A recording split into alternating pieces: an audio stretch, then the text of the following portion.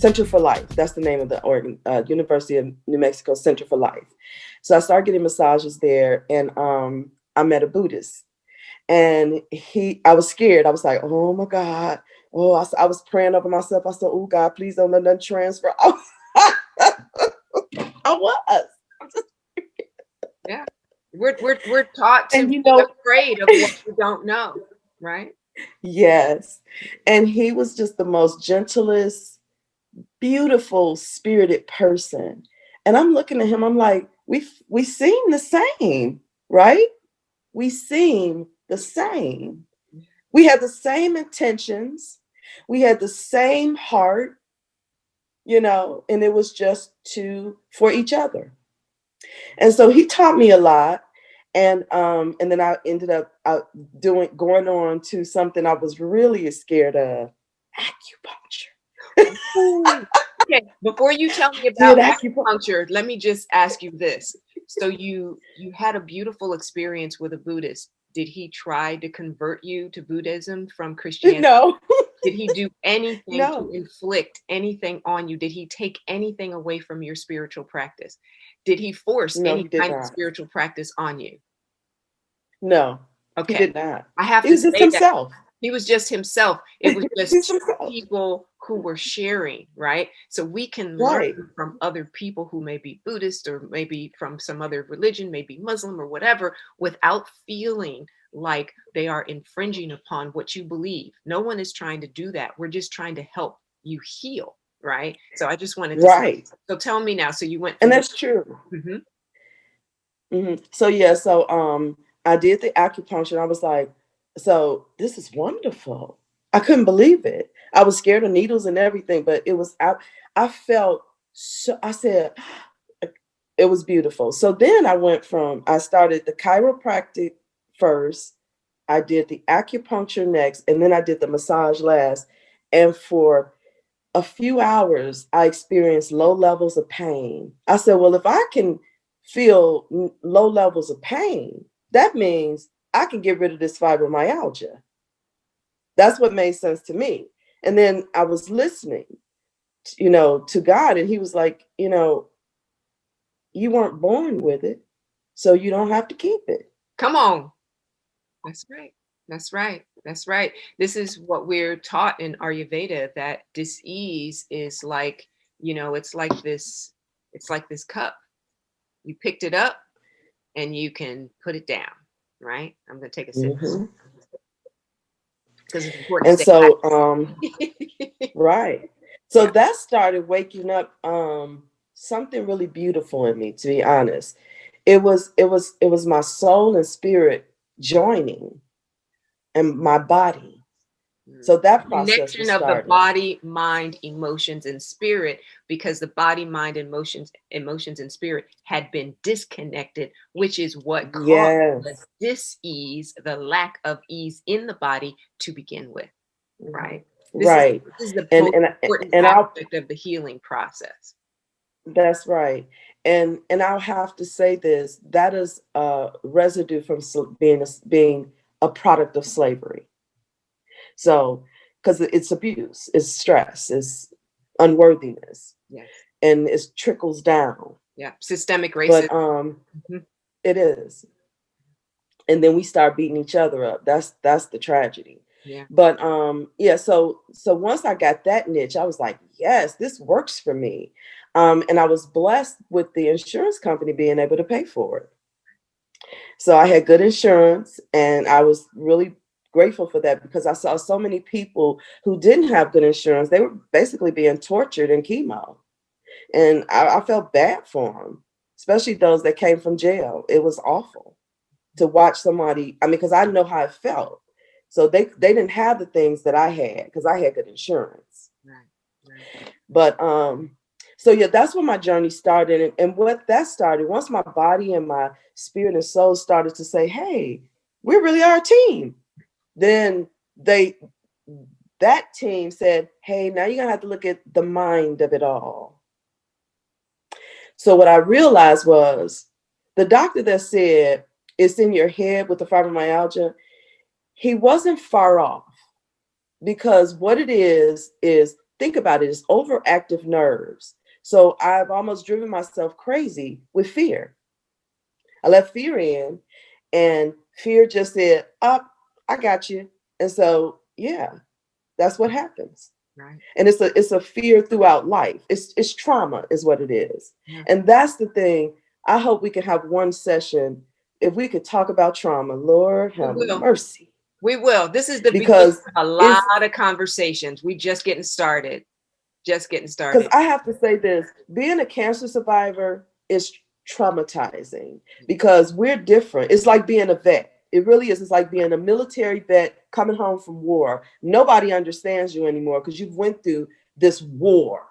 We didn't have an outside war, what we did with the medical systems and all that, but our war was internal.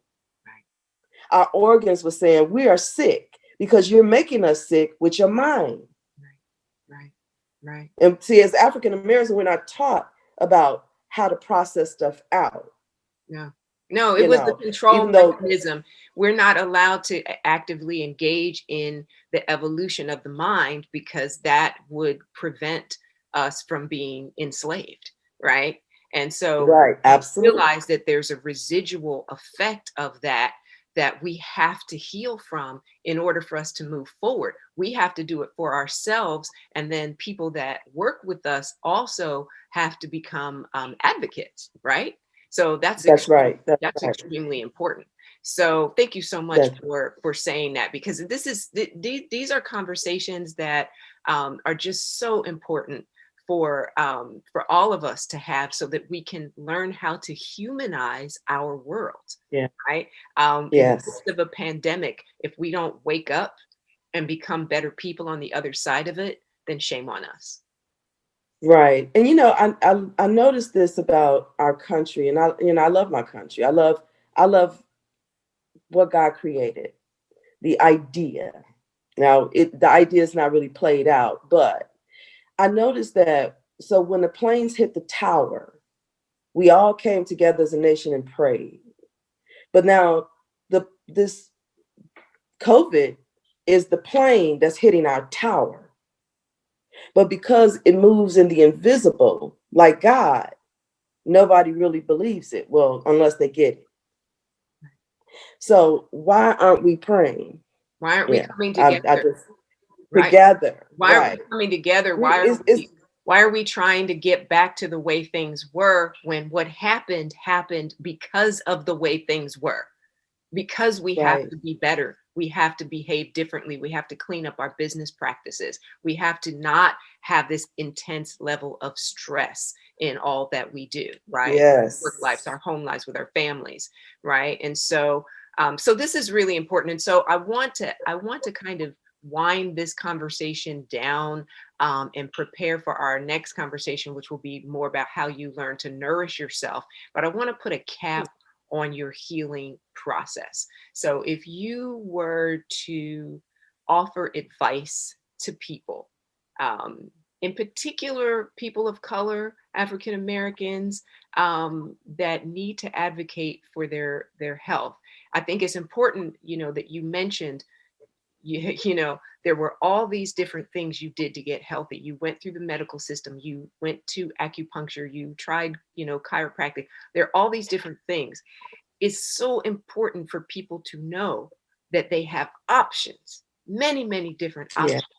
What would you do? What would you say to someone who, okay, they have a diagnosis, they're terrified, they don't know what to do, all these people are talking in their ear. How do you make the best decision for yourself? I can only tell you what I did, and it's an individual thing. You really have to tap into what's internal. I, I'm a believer in God. So I just sat with myself and I prayed. And what I heard, I just did. I mean, I was even scared to invite people in. So that's when I had to open up and invite people in. But you have to do your self-care. You have to push people back and don't work because we're so used to, oh, I got to take care of this person, make sure they're okay. No, take care of you because you're important. Make sure you're okay. especially mentally. That's what really is the burden. It's the thoughts that are flying through your head, and you need a sense of peace. So I would say, talk to someone you trust, your pastor, a counselor, and really do your research. Like Dr. Phyllis Hubbard, she has so much information, out there about healing, mentally, breathing, doing qigong, which I end up practicing, by the way, Okay, because it worked. It okay. worked. Okay, so now I'm going to tell on you. I'm going to tell this story because we have to end on a light note. We have to end on a happy note because this has been a very heavy conversation. So I'm going to tell a Yeah. story on you, and I know you know what's coming. So when you first came to me, you were having issue. You were on so many different medications, and me being a Oh, doctor of natural medicine, I'm not allowed to take you off medication, right? You have to work on right. that with your doctor, and then, but I've got to teach you that you can get your body strong enough so that you don't need. And some of the medications you were taking were just unnecessary. Like you were taking Ambien because you couldn't sleep, and I was like, I'm going to teach this woman how to Right. sleep. We got to get off of this one, right? So I Oh, said, absolutely. you know what? Here's the thing. I'm going to teach you this breathing exercise, and I want you to practice this exercise, and then that'll help you sleep, and then hopefully you won't have to take Ambien, right? And so I gave you the breathing exercise, and we're going to end this session with that particular breathing exercise. I gave you Yes. the exercise, and then in our next session, I said, "So are you sleeping?" And you said no. And I said, "Did you do exercise?" And you were like, "No." And I'm like, "Okay."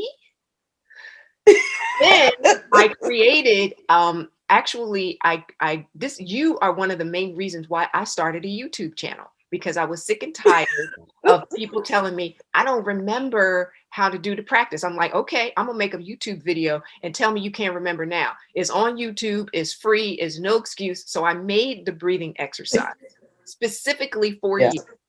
I put it on YouTube. Oh, Next month was like, so are you sleeping? No. Did you do the exercise? No. And I was like, okay. she was so nice about Tell me about it. why it was so hard for you to do this exercise. Why was um, it just didn't make sense. what didn't make sense That about it? breathing, that breathing would help me sleep. Okay. but So but wait, that's how I thought then. But listen to how silly that sounds. I breathe all the time. this is what I mean by our Oh, programming. Our programming is so strong that it it overrides is our common sense. simple. The Simple things. simple. So I gave her this breathing Oh, exercise, and we're gonna close out this conversation with that breathing exercise. But I gave her the breathing exercise, and she told me that she fell asleep after like the fourth breath. And so I laughed because I tracked, and it had been 4 months since I gave her the exercise. So I said, "So you're telling me that it took 4 months to talk you into something that healed you in 4 breaths," right? Think about how much yeah, time, right, had passed, right? And so, I just, it got me. It really helped me because it helped me to understand what's going on in people's minds, and that sometimes hmm the answer is so simple, but if you don't do it, it's like, the conversation of an apple a day keeps the doctor away. People like, I know. I'm like, do you eat an apple a day? Uh, hello? Mm-mm. Do you eat apple a day? Okay, you actually have to eat the apple, Right.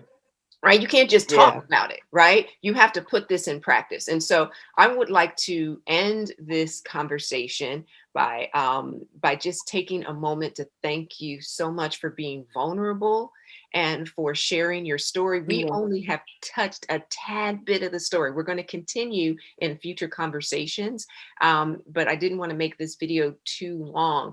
I want to thank you for sharing your heart and sharing your vulnerability. You're going to help Black people and white people come to a greater level of understanding and cultural competence, you're going to help so many people heal. And I just want to thank you from the bottom of my heart. And this is just the beginning of the next journey for us. And so this is what we're going to do. We're going to start first by rocking our hips from side to side so that we feel the bone under the hip. If we're back here, we're on our tailbone. So we're going to lift up and come up on our sit bone, right? And then we're going to very, very gently pull our shoulders up, back, and down. And we're going to relax there. And we're going to do the actual breathing exercise that I taught Charlene to do to help her sleep. This exercise is actually so powerful that it is performed by the Navy SEALs in their training, and they call it box breathing, right? I call it the radiant breath awareness exercise. And so we're going to breathe into the count of 4. We're going to pause for 4 seconds. We're going to exhale to the count of 4 and pause for 4 seconds. We're going to just do it 3 times, and then we'll close out the exercise and then this conversation. Okay, here we go. So we're going to take a breath in, 2, 3, 4, pause, 2, 3, 4, exhale, 2, 3, 4, hold, 2, 3, 4. We breathe in, 2, 3, 4, hold, 2, 3, 4, exhale, 2, 3, 4, hold, 2, 3, 4. Breathe in, 2, 3, 4, hold, 2, 3, 4, exhale, 2, 3, 4, hold, 2, 3, 4. And then to close out the exercise, we'll take a slow, deep breath in. As we exhale, if the eyes are closed, and when we're ready, we can slowly open our eyes.